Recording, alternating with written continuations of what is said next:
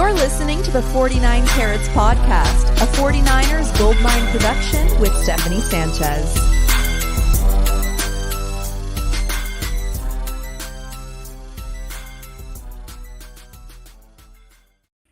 What's going on, everyone? Welcome to another edition of the 49 Carats Podcast. I'm your host, Steph. It is Wednesday, May 1st, first of the month. It's going to be May. Let's go. I was going to say Wednesday. That. Oh, Dezi's Thunder. Well, joining me as always on a Wednesday is that you can still say it, Dezi. You can still say it.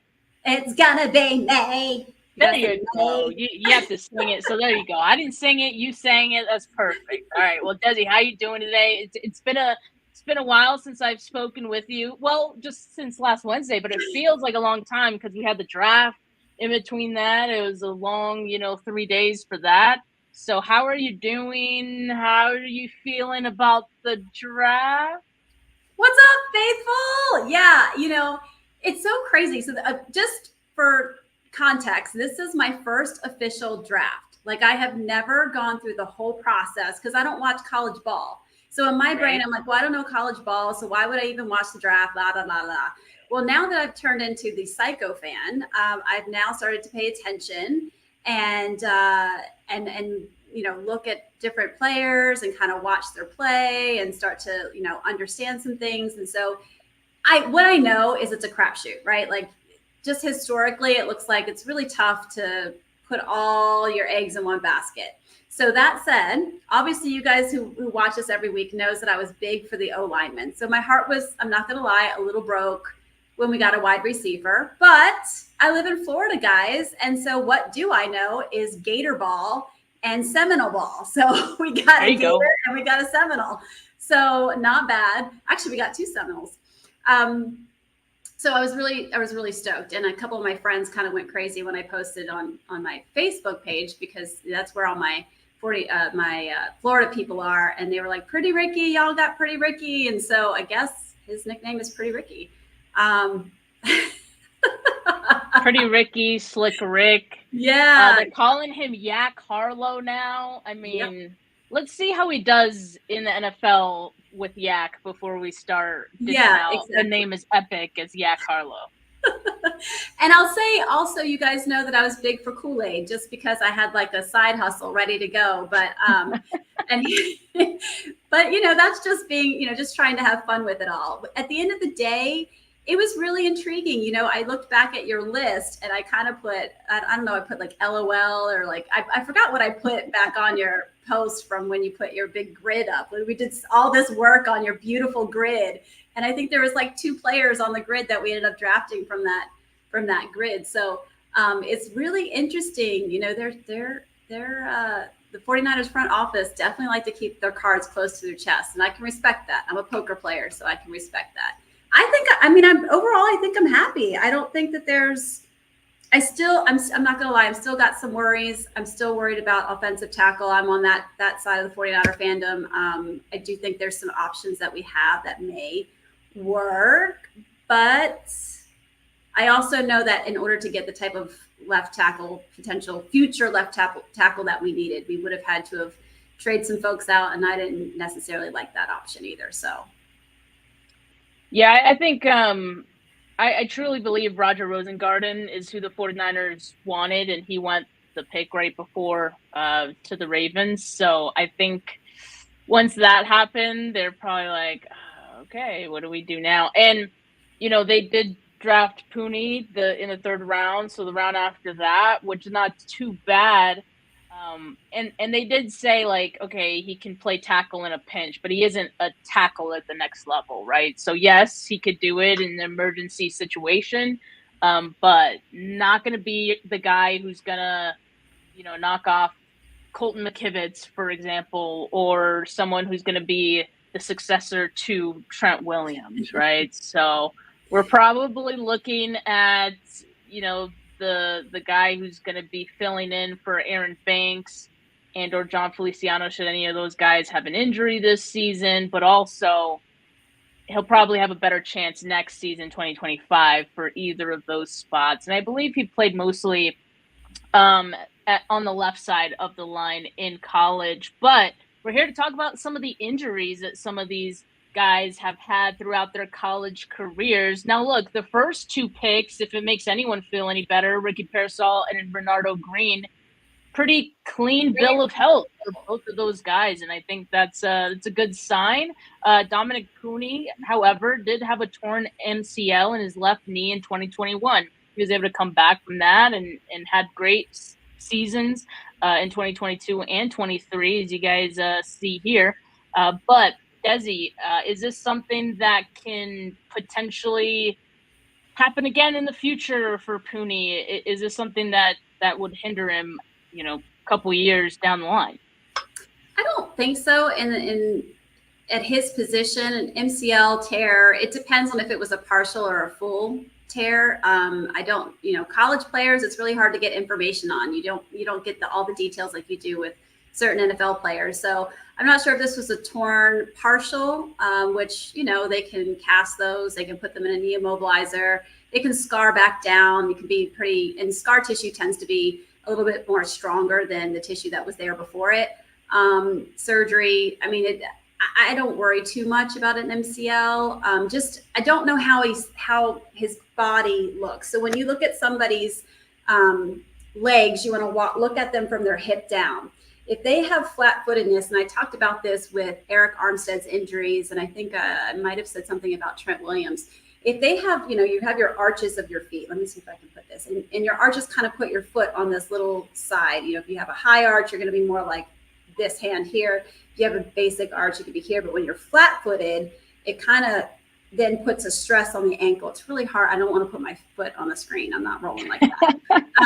But it when your feet flat, it stresses the ankles, and then it stresses the knees, and then it stresses the hips, and all the way up. It can even cause some back pain. So if you guys are having any of those issues, look at your feet, see if they're flat-footed, put a little insert in there, see if it changes things.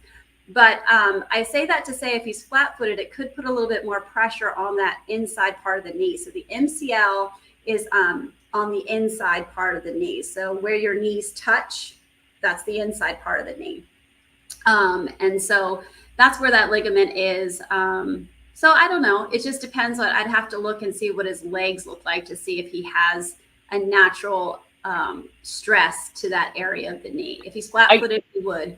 But you can always have braces and stuff like that would help support. I can just imagine, Dezi being able to see Cooney for the first time on TV and like trying to get a good look at his legs and his feet. Like, if she ever saw him in person, she'd be looking down at his feet like, what's going on over there? I do. That's things you think about. You can see it when they walk, surprisingly. So that's what I do, guys. I look at people's bodies for a living.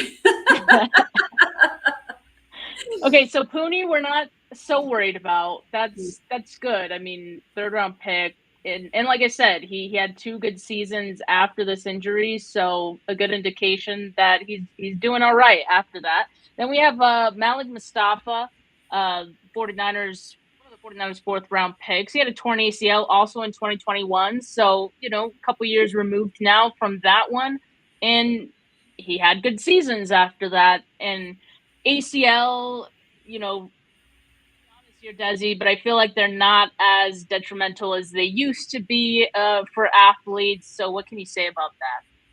So ACL tears are dependent on a couple of things. And I'm seeing the chat here, just so that you guys know, I am a medical provider. I'm a physician assistant. I've worked in medicine for a long time. So I'm not a random coach talking about injuries. I'm Coach Dezi because what I do in my job is I help people in weight loss. And so I feel like I have to coach people to better health. And so I just kind of use coach as a term of just the way that I look at helping people in their health journeys.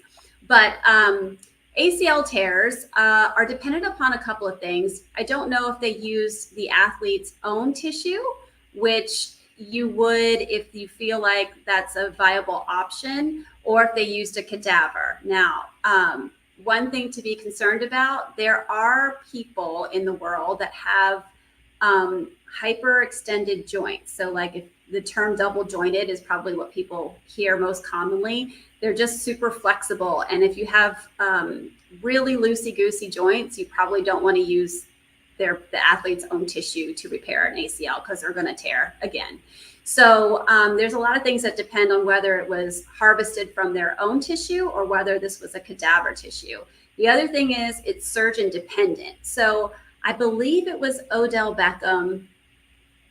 Was it Odell Beckham? I think it was Odell Beckham that had an ACL tear and elected to not use the team physician for where he was and got traded somewhere else and used a different physician. And then he retore. That was when he retore with the Chargers. And when they went in to redo it, it sounds like whoever did the original surgery didn't do something correctly, or, it was kind of like a busted job. So, there's a lot of, no one can really, there's no crystal ball that tells you whether someone's going to re-tear that or not. But generally, most surgeons do a really good job with ACL tears. And then it's all rehab after that. And how well did they rehab? How much effort did they put into that rehab? And kept that, nice and strong, because all of your quad and the musculature around the knee is what stabilizes it when you have some injuries. So it's really important to do the rehab process. So the fact that it was done in 2021, he's had some good seasons after, leads me to believe that this is something that should be okay moving forward. But he is, in the secondary. That's where all those big hits and high impact injuries can happen, right? We saw that with Huff. And so that's like my big thing here, because I think one thing you wanted to talk about was, what does this mean for other players? Well, Huff has an ACL tear. So who's going to come back stronger and be able to take that position out there on the field? I'm still a Huff fan, so I'm hopeful, but always looking for other players that can, fill us out in the backfield.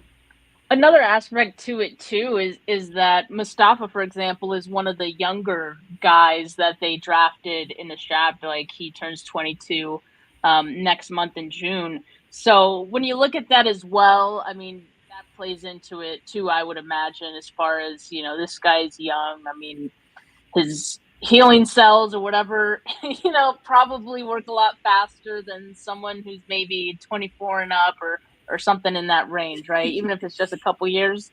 Yeah, and actually, fun fact. So yes, you're absolutely right. Anyone with a younger age, they heal way faster. So think of a broken bone in a kid, they're going to be healed in like 3 to 4 weeks. Adults are going to be solid 4 to 6 weeks, right?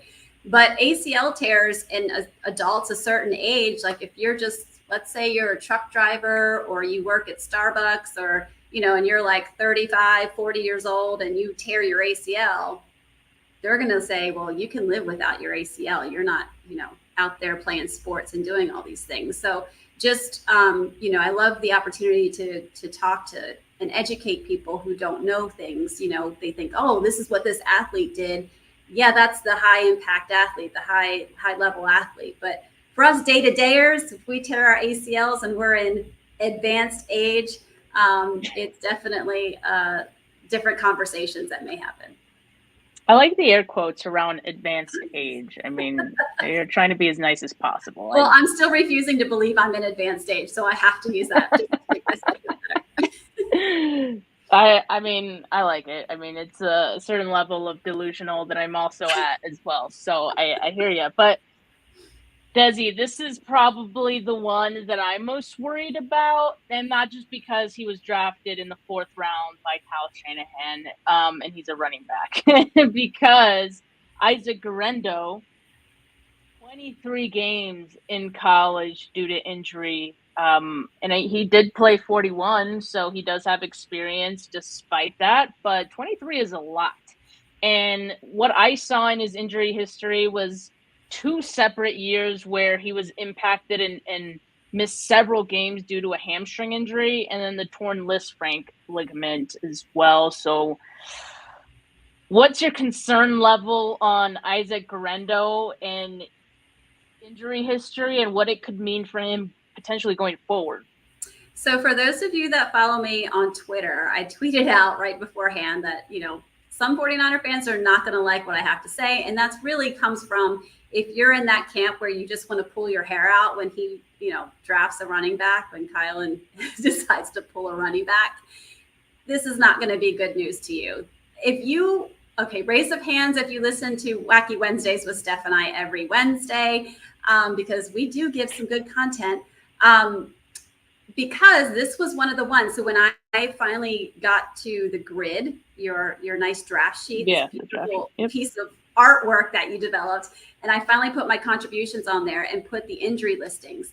I believe I came on one Wednesday and showed you the highlighted names of the ones that I had concerns about. Guess who was a highlighted name? Mr. Isaac Gendo. Yes, ma'am. So the reason why I was concerned is all the reasons you just said. Two different years hamstring injuries, right? That's not terribly uncommon for running back, but hamstring injuries, look what we deal with Debo. 9 times out of 10 when he gets injured, it's his hamstring. Of course, this past year he had a lot of shoulder stuff, but once you have a tear in your hamstring, whether it's a small one, whether it's a bigger one, that gets healed up with scar tissue, and that scar tissue is not very flexible. It's kind of rigid, it's hard. And so when you go to have a high impact burst of injury of movement, power move, your muscles contract real quick and you can tear at that same place, like right where that scar tissue is. So you're more likely to have hamstring tears the more you do it. So that's not great news. And then let's talk about a Liz Frank ligament.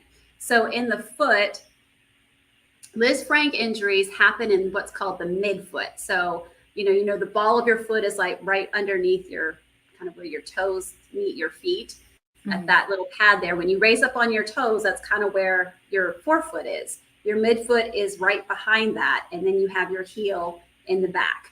So that middle part of your foot is where you have these metatarsals is what they're called, these bones there. And so this injury is kind of they almost call it like a trauma injury. So trauma is high impact injury. So where you run and you get your foot stuck, planted, and it twists, that's where you can crack multiple bones in that midfoot area. And so it's usually a plant and twist. Oftentimes the horseback riders, if they fell off their horse, their foot would be stuck in the strap, and then they would fall and twist. And so Liz Frank injuries can actually really cause problems to the athlete and can potentially be like a career ending injury. So there's different levels to this depending on how severe and how many fractures and was there surgical intervention that was needed. So it's hard to tell, but I don't love this kind of fracture in a running back. I don't love it in any athlete, to be honest with you, because it can just cause a lot of pain in that forefoot area.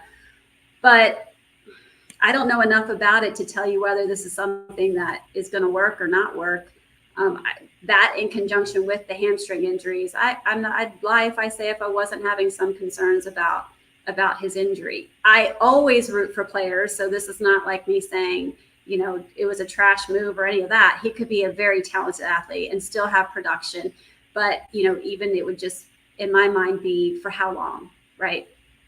So it'll be interesting to see how this works out, especially because I think we're looking at him as you have here, kick return possibilities. Potentially, yeah. Yeah. And so just to give some context to the injuries and when they occurred in his college career. So we mentioned 2 separate years of the hamstring. So first, 2019, he missed the first 8 games with that. And then in 2020, missed the final 6 games with that as well. And then in 2021, he missed the final 9 games with the left foot. That was the Liz Frank. So, yeah, I mean, what I did want to ask you about, Dezi, I know you say like we have limited information and that totally makes sense. But just the fact that a hamstring could keep someone out as many as 6-8 games, I mean, they have different grades, right, of hamstring injuries or tears or pulls, things like that, right? So to miss that many games, like, does that give you a sense of how many, like, what the grade was both of those times?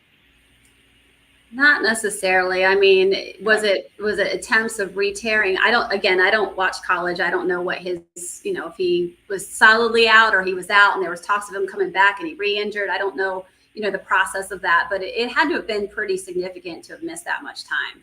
But he's also a running back, right? So, I mean, you have to have those, that's just a power legs pushing through and grinding position that we already know that they don't have a great longevity in the league. So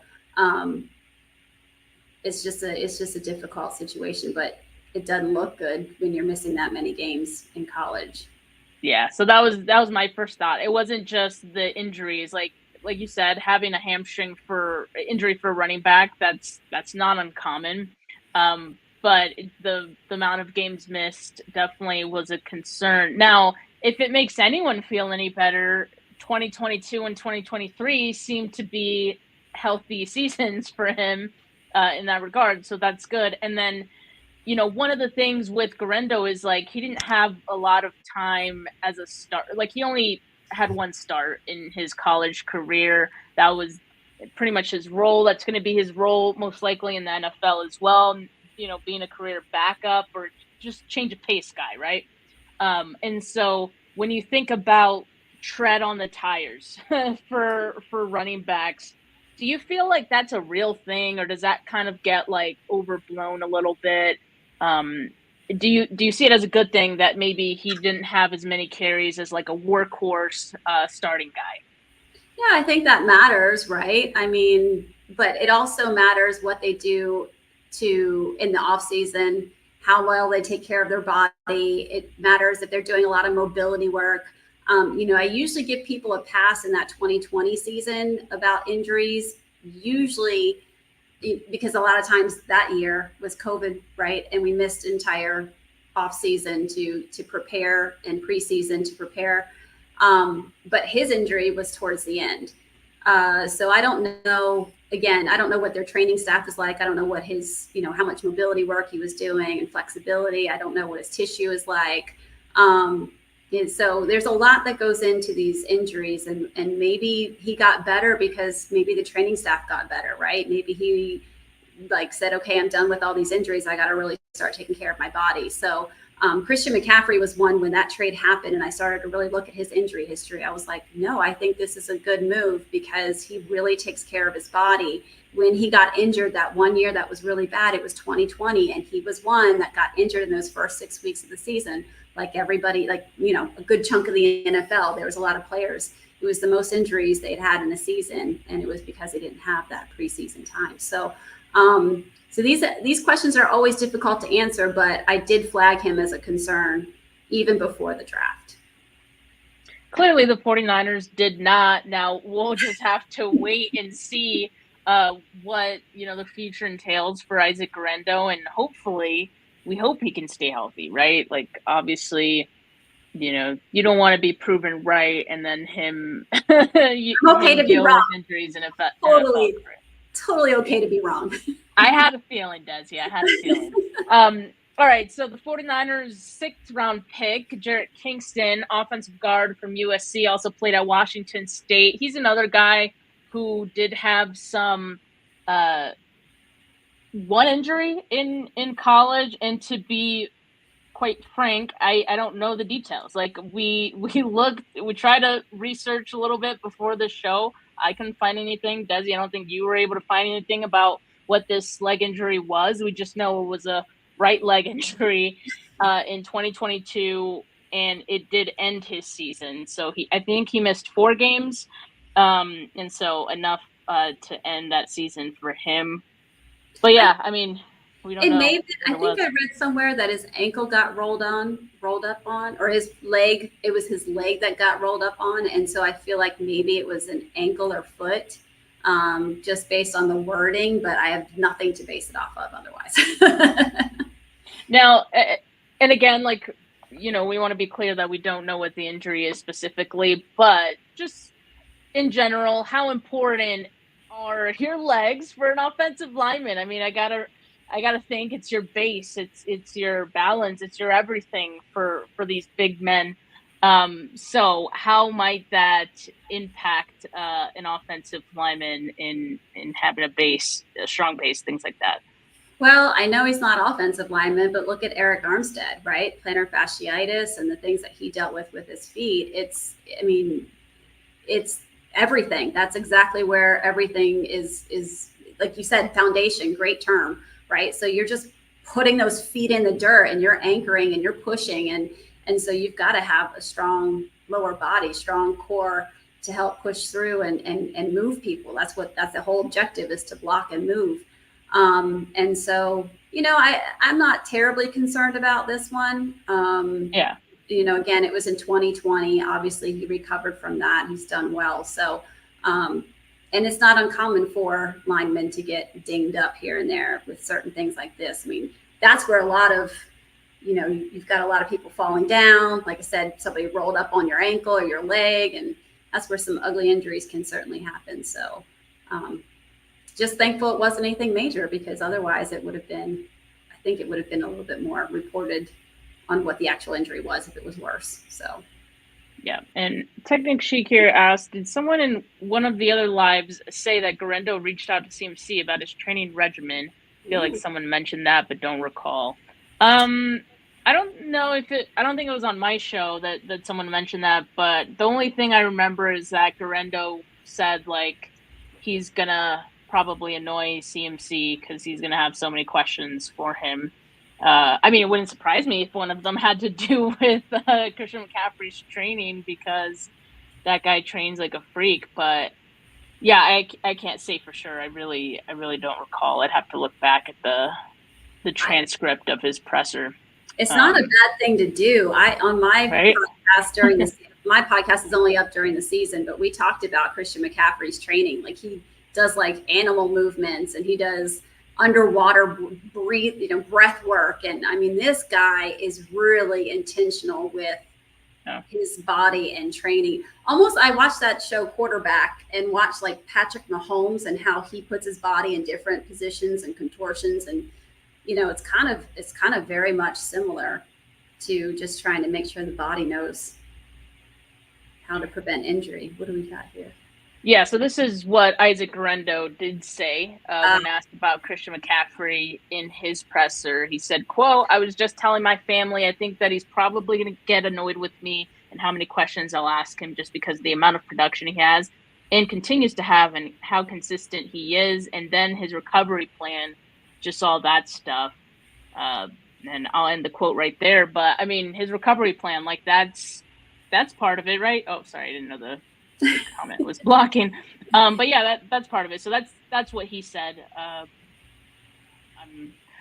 I'm sure he'll pick his brain about his training and just how he takes care of his body. And as Ty says in the comments, Gendo should harass CMC. That's a good place to start. I agree. I mean, if you have the best running back in the game at your disposal and a guy, I imagine like Christian McCaffrey probably loves, like, telling people about his regimen and what he does. And so, yeah.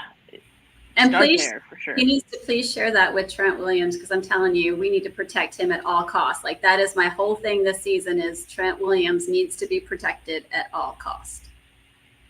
You heard it here first. And I completely agree. But now with the draft behind us, all right, now we have to look forward to camp, OTAs, things like that. So with that comes roster cuts shortly thereafter. And so after the draft, I mean, some positions are getting deep. And one is the wide receiver depth chart. I would say like Ricky Pearsall, Jacob Cowing, both of those guys probably going to make the 53 just because they got drafted this season. But you know who I think is on the outside looking in? I think Ronnie Bell might be. You can maybe switch Trent Taylor and Ronnie Bell just because Ronnie Bell got drafted last season. So maybe they might have some belief in him still. But I still feel like this is not good for Ronnie Bell, just because Jacob Cowing is an immediate threat to his job. You could even say Ricky Pearsall. So both of those guys, definitely a threat. Danny Gray, I mean, again, Jacob Cowing, really fast receiver. So someone who could stretch the field. Danny Gray, probably the end of the road for you. And then, some veterans, Chris Conley. Tay Martin has been with the team for a couple years now on the practice squad. And then we have Tariq Owens, who's an undrafted free agent. I have him as an outside looking in guy just because He's an undrafted free agent. I mean, he's probably likely to end up on the practice squad. That's not to say that he can't make the 53 in the future, but I just don't think it's going to be this season. There's definitely a separation of tiers, and I think you have it nailed. You have Juwan Jennings' name on there twice, just a heads up, though. No wonder the list looks so long. I was like, there's no way there's this many guys. Yeah. Nope. No, I mean, there's nothing more to add to what you say, to be honest. I mean, I think that's 100% it. I think this is going to be an interesting conversation more for the following year. Yeah. I'm going to leave that alone. That's a story for another day. I'm going to dip out of that one. Good call on that one. All right, so then we have cornerback depth, which did get a little bit deeper with the addition of Renardo Green, but also the guys that they've picked up this offseason, right? Like Isaac Yiadom, you got Rocky Sin, Chase Lucas. So they added a lot of new guys. And so with Renardo Green, I think he's obviously going to make the 53, being that he was the second round pick.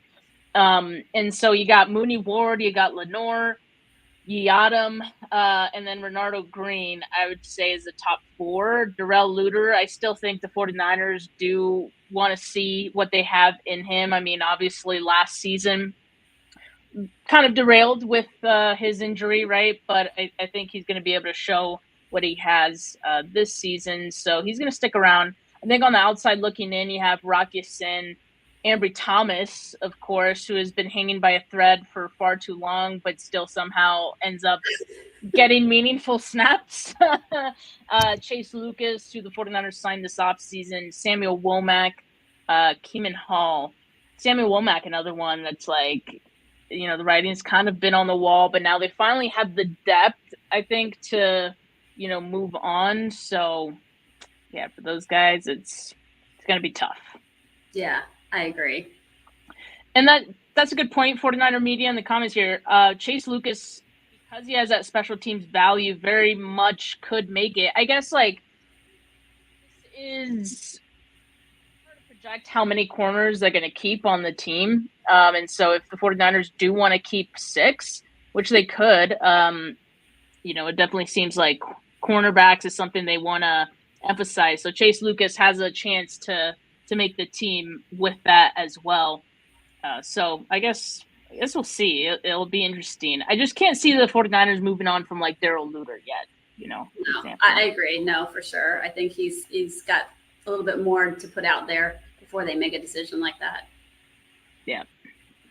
And then offensive line did get deeper with the additions of Dominic Cooney and Jarrett Kingston. And then you also have a couple of undrafted free agents that they brought along, Drake Nugent and Bryson Mays.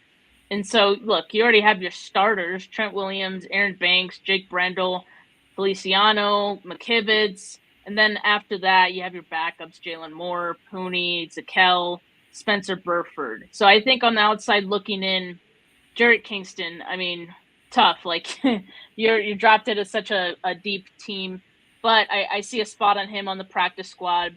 Brendan Parker, who the 49ers brought in as a free agent this offseason. Ben Barch. They were hyping up Ben Barch. So I don't know, but I think he'll probably just end up on the practice squad. I don't think other teams are really a threat to snatch him up, for example. So I think he'll probably end up on the practice squad. Corey Luciano, and then Nugent, Mays, Sebastian Gutierrez, and their new international player pathway player this season is Isaac Alarcon. So he will probably be on the practice squad as well. But outside looking in for the 53.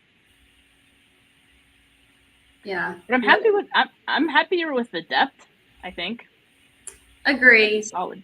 I'm still just a little hurt about not having a future replacement yet for my silverback, but that's all right. I think he's got another year in him, but I don't think. Damn, just gets harder the older you get, man. I just feel it for him.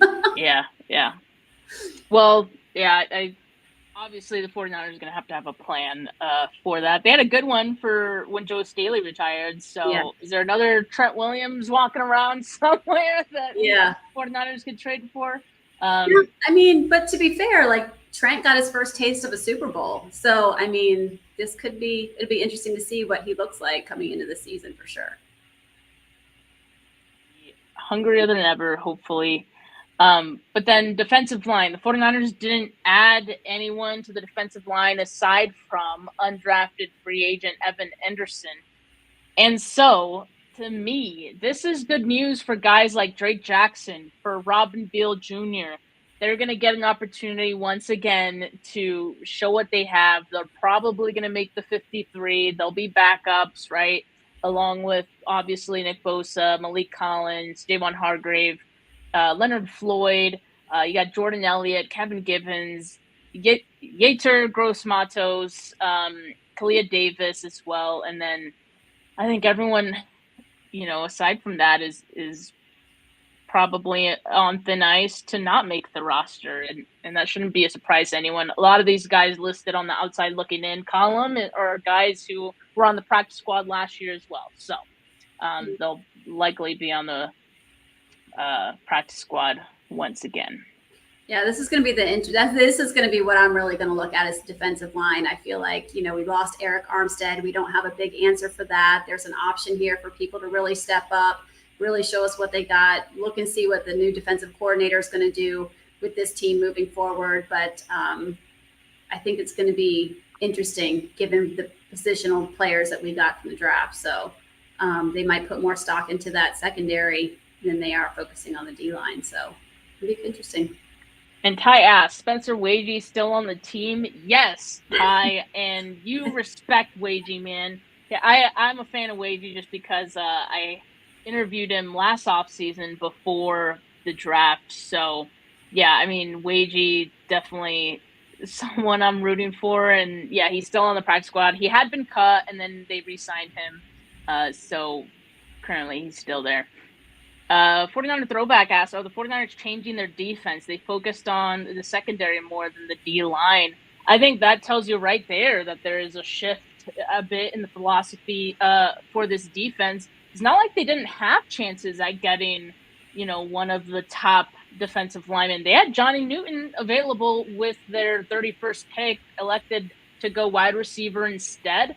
I think it shows you a bit of a shift, not just for the offense maybe, but also, the defense and the emphasis they want to put. I mean, even with them addressing the corner and safety depth, in particular the corner depth, in free agency, I think told us a lot. I mean, even leading up to the draft, we kind of already had an idea that they'd want to shore that up, and that's probably going to be the emphasis going forward. Now, I don't know if that's more of a Brandon Staley philosophy or if that's just in general kind of what they want to do. But yeah, I think that's definitely what I'm expecting for them this season. So interesting to see what that looks like. The run defense might not look great again, but I'm holding my breath on that one. We'll see. All right, here are the safeties. Now the safety depth, I don't see too much different than the draft, and I'll tell you why. Obviously, Malik Mustafa is they brought in, but Deshaun Gibson, is not back with the team. Now, there's probably a possibility that the 49ers could bring him back, and that might make some things interesting.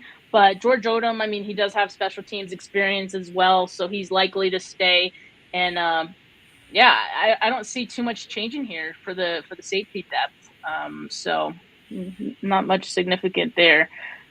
Now, after 2024, I don't know, because this is a contract year for Hufanga, so safety depth could look different after that. We'll just have to wait and see. But for 2024, Hufanga's still in the fold, so that's good.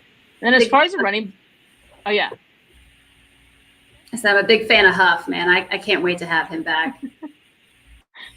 I know. I mean, I am too. I really don't think he's going to lose his job or anything to Mustafa. I think Mustafa's probably gonna immediately be a special teams guy. I don't think he's gonna take over immediately as like the starting safety, Yeah. opposite Jair Brown. But again, like after 24, maybe we have that discussion because Mustafa is good at some of the things that Hufanga is good at as well, which is like being in the box and run defending, things like that. Running to the ball faster than everyone else. So there's some parallels there to their games.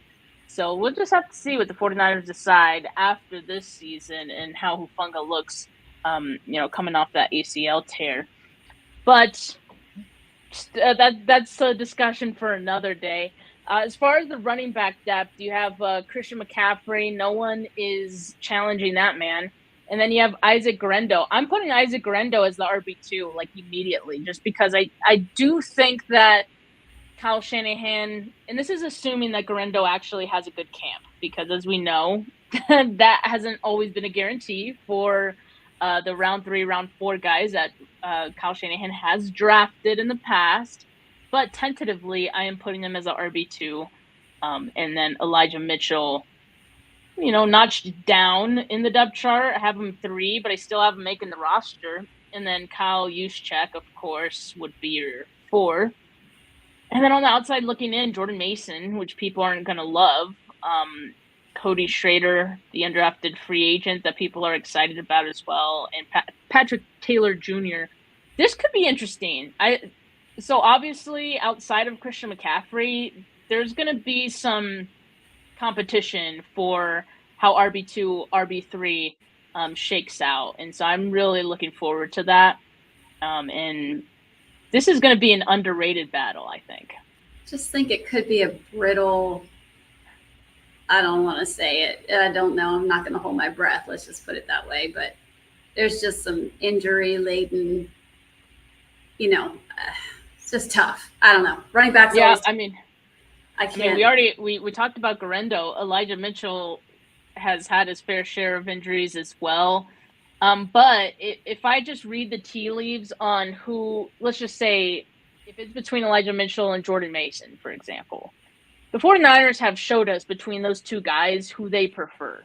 Injuries or not, Elijah Mitchell is the guy who gets on the field over Jordan Mason for whatever reason. I'm not the decision maker there. I'm just saying that's how I see it. That's how it's played out. So that's why I have Mitchell getting the nod over Mason. But as some people in the comments say as well, Cody Schrader could make things interesting. So we'll see. I'm actually really excited about that camp battle when that takes place. Then we got linebackers. The only linebacker that they added in the draft was Tatum Bethune, and he was a 7th round pick. So I already have him on the outside looking in as well. I think if D. Winters and Jalen Graham could look good, serviceable, they're a lock to make this 53-man. So don't think about it too much. And Dre Greenlaw's probably going to start the season on the PUP list, so he won't count towards their 53 to start the season. So that's good, because then, that makes way for someone like Jalen Graham to make the 53 to start out. Great. Tight end is still kind of concerning for me. 49ers. I was going to say that. I'm like, wow, we really didn't do anything about that. It's not for lack of effort. They did try to get Eric Wright from the Lions. Ryan Wright? It was Eric Wright, right? Yes. And then so that would have been awesome. That would have been great. They tried. It just didn't work out. But then knowing that they didn't get him, I thought maybe they would prioritize getting the tight end in this draft. They did not. They got an undrafted free agent, Mason Pline. Shout out Mason Pline, rooting for him too, because he was one of the guys I interviewed this offseason as well.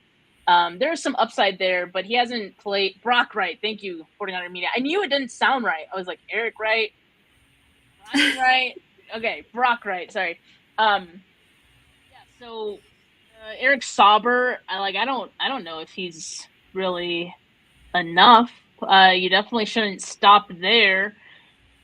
They could add another free agent, after the draft. Some of those guys could be available for a cheap veteran deal. I know Robert Tonyan is still out there. I wouldn't mind that. I know him and George Kittle are pretty good friends. So, but what I also wouldn't mind is Braden Willis and Cameron Latu actually panning out to something. But we can't assume anything now in May, right? So Right. 49ers do have to have a plan B for the tight end depth. So hopefully they do bring someone else in, because I'm not feeling too great about it right now. Agree. All right. Yeah, that's kind of the lay of the land going into rookie mini camp, OTAs, and in training camp. And we'll have a lot of discussions between now and then that'll probably change the order of, that depth chart we were just looking at. But all in all, I am excited about post-draft and some of the moves they made. It's clear there's goals that they want to add on both sides of the ball, things that we haven't seen before. And that's exciting to me. And it should, with Kyle Shanahan and these two new receivers, and the speedster in Gendo, assuming he stays healthy, I think the sky's the limit for this offense. Yes, I think I tweeted this once the draft was done, something about how exciting the season's going to be, because you see maybe there's some shifts in the defense, there's some shifts in the offense. I think it's going to be airtime. We're just going to seriously see some balls getting whiffed down the field, and just it's going to be exciting, right? We still have our Christian McCaffrey, we still have our wide back and things like that, but I think there's going to be a lot more pocket passing, quick throws way down the field. It's going to be just exciting. I mean, this will be a great time to watch 49er football live in the stands for sure. It's Brock Purdy's time to shine. I love it. I love going into the draft and not having to worry about quarterback at all. It's a great feeling, and clearly the 49ers wanting to build around Brock. So I definitely love it. Love everyone that tuned in today. So make sure you like this video. Make sure you subscribe to the channel if you haven't yet, not just mine, but Dezi's as well.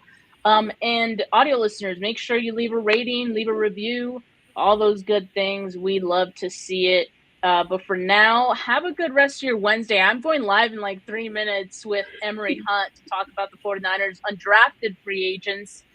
So if you guys are intrigued by some of those guys, like the Drake Nugents and the Cody Schraders, make sure you tune into that, because we'll be talking about those guys in my next show coming up. But for now, have a good rest of your Wednesday. It's Wacky Wednesday, folks. From me, from Dezi, we're out.